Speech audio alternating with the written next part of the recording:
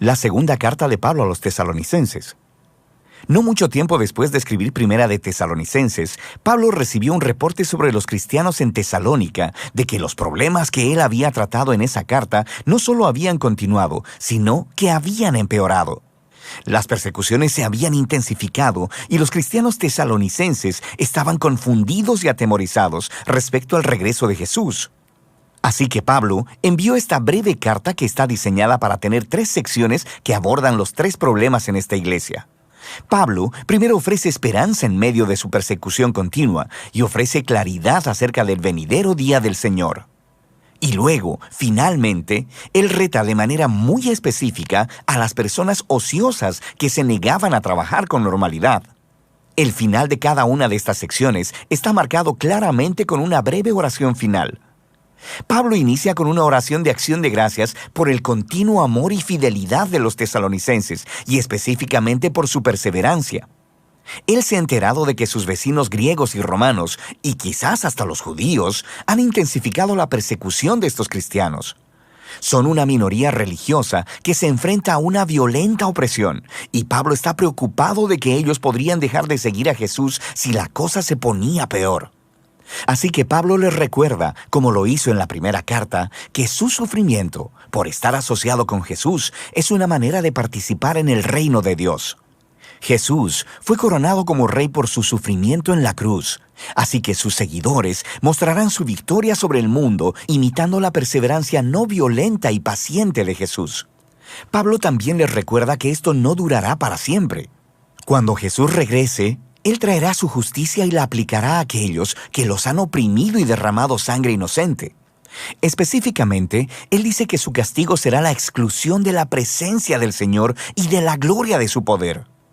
Pablo aquí no especula sobre el destino de aquellos que rechazan a Jesús, excepto para decir que a lo largo de sus vidas no quisieron tener nada que ver con Jesús, y al final van a obtener lo que desean, ser distanciados de una relación con su Creador y Rey.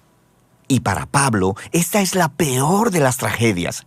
Elegir la separación de Jesús, la fuente de toda vida y amor, es abrazar tu propia perdición.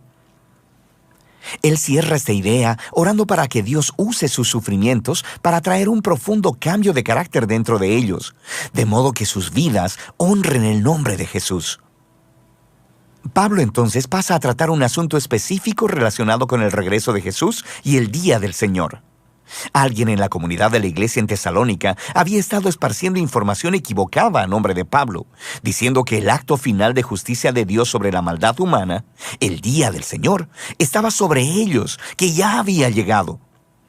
Y esta gente probablemente habían estado prediciendo fechas sobre el final de todas las cosas y estaban asustando a otros cristianos. Y puedes darte cuenta de por qué. Debido a la intensa persecución, eran vulnerables a que alguien dijera que Jesús ya había venido como ladrón en la noche.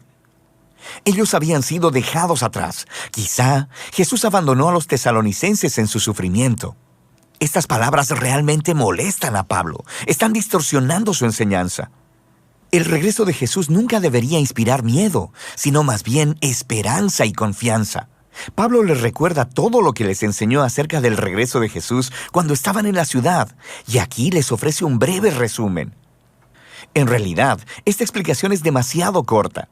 Este párrafo tiene muchos enigmas y problemas de interpretación, pero lo que está claro es que Pablo cita el conocido tema de los profetas Isaías y Daniel, de que los reinos de este mundo continuarán produciendo gobernantes que se rebelan contra Dios, como lo hicieron antes Nabucodonosor o el rey del norte.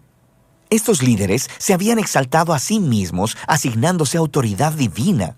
Y para Pablo, estos antiguos reyes y profecías nos proveen imágenes y nos muestran un patrón que Pablo vio cumplido en su día, en los emperadores romanos Calígula y Nerón, y esperaba que se repitiera otra vez. Esa historia terminaría con un gobernante profundamente rebelde, empoderado por la maldad misma, alguien que desatará el caos y la violencia en el mundo de Dios, pero no para siempre. Cuando Jesús regrese, Él confrontará al rebelde y a todos los que cometen maldad y liberará a su pueblo. Así que el punto de Pablo aquí no es animar a los futuros lectores a la especulación apocalíptica, sino consolar a los tesalonicenses. Él está recordando las enseñanzas de Jesús en Marcos 13, donde dijo que los eventos que anunciarán su regreso serían muy públicos y evidentes. Así que ellos no necesitan estar atemorizados o preocupados porque fueron dejados atrás. Más bien, deben mantenerse fieles hasta que Jesús regrese para liberarlos. Así que, en su oración final, Él le pide a Jesús y al Padre que consuelen y fortalezcan a los tesalonicenses para que permanezcan fieles en el camino de Jesús. Lo cual lleva a Pablo a su tema final, un reto para aquellos que estaban ociosos, lo cual no significa simplemente que eran perezosos. Se está refiriendo a personas que eran irresponsables y se negaban a trabajar para sostenerse a sí mismos, resultando en vidas personales caóticas. Pablo ya había tratado este problema en su primera carta y parece que se había puesto peor. Ahora, no sabemos con certeza por qué algunas personas en esta iglesia se negaban a trabajar.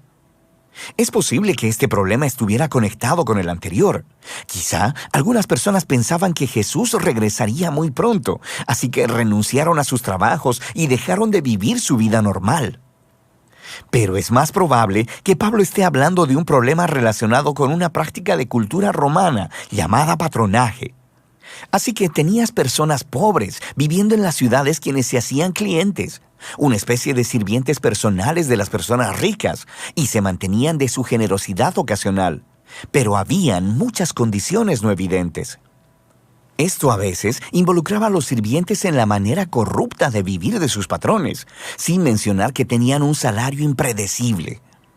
Así que esto parece ser a lo que se refiere Pablo cuando dice que estas personas llevan una vida desordenada. No están trabajando y se están metiendo en los asuntos de otros. Pablo entonces les recuerda del ejemplo que les dio cuando estuvo con ellos.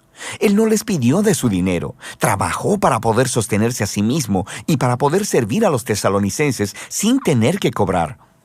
Él dice que este es el ideal. Los seguidores de Jesús deben imitar el amor sacrificial de Jesús al trabajar duro para poder proveer para sí mismos, de modo que sus vidas puedan ser de beneficio para los demás. Él concluye con una oración final para que en medio de toda su confusión y sufrimiento, Dios les conceda paz a través del Señor Jesús, el Mesías. Esta breve carta a los tesalonicenses nos ayuda a ver que la creencia de los primeros cristianos sobre el regreso de Jesús y la esperanza del juicio final no eran ideas que procuraran generar especulaciones sobre las fechas de los tiempos apocalípticos. Más bien estas creencias trajeron esperanza, inspiraron fidelidad y devoción a Jesús, especialmente para los cristianos perseguidos que se enfrentaban con violenta oposición. Así que, para las generaciones posteriores de cristianos, ya sea que enfrenten persecución o no, esta carta nos recuerda que lo que esperamos que suceda moldea aquello que motiva tu vida diaria. Y de eso se trata Segunda de Tesalonicenses.